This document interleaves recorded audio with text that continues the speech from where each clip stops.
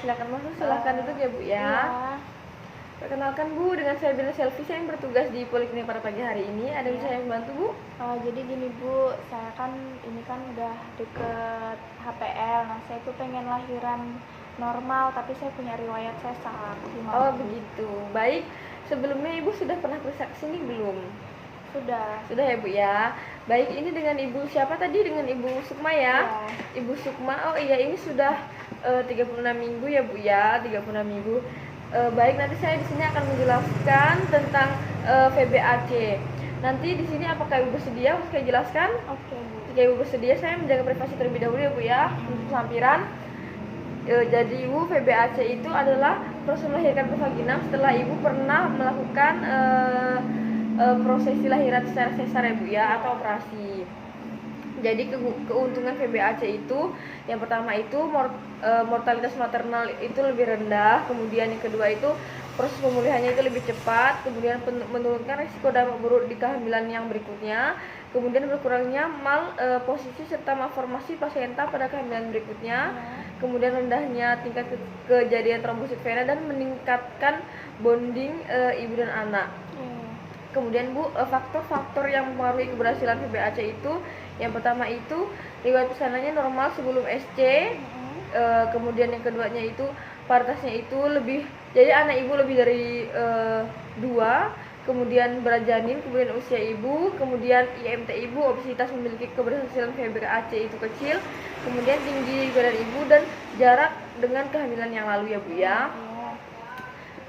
Jadi induksi VBAC itu yang pertama itu tulang panggul Anda berukuran cukup besar, kemudian ukuran atau berat badan bayi normal dan tidak terlalu besar, kemudian posisi bayi di dalam kandungan itu normal, yaitu kepala berada di bawah ya Bu ya, kemudian garis sayatan operasi sesar pada rahim letaknya itu rendah dan arahnya melintang atau horizontal, kemudian hanya mengandung satu bayi serta hanya pernah 1 kali operasi sesar sebelumnya dan bukan dengan sayatan vertikal ya Bu ya.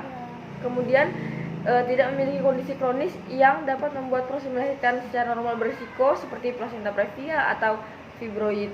Kemudian juga belum pernah operasi berat pada rahim seperti miomektomi atau mengangkat tumor rahim jinak fibroid itu ya Bu ya. Kemudian yang terakhir belum pernah mengalami rahim robek dari kehamilan yang sebelumnya.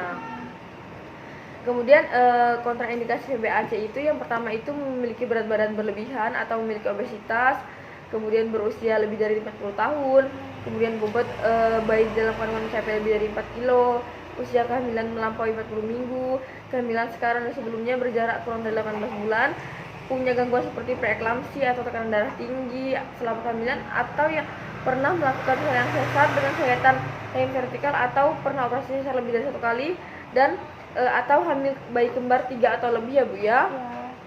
Kemudian kontraindikasi relatif VBAC itu yang pertama itu parut uteri multipal seperti riwayat SC 2 kali, kemudian faktor lain yang berhubungan dengan resiko ruptur uteri lebih dari 1%. Kemudian jadi persiapan VBAC itu yang pertama ibu cukup memutuskan persiapan VBAC itu ya Bu ya, berdasarkan dengan VBAC. Yang kedua itu siapa penolong pesanan ibu. Di sini penolong harus sesuai dengan kebutuhan khusus ibu ya Bu. Kemudian tempat persalinan juga harus disesuaikan dengan kondisi khusus ibu.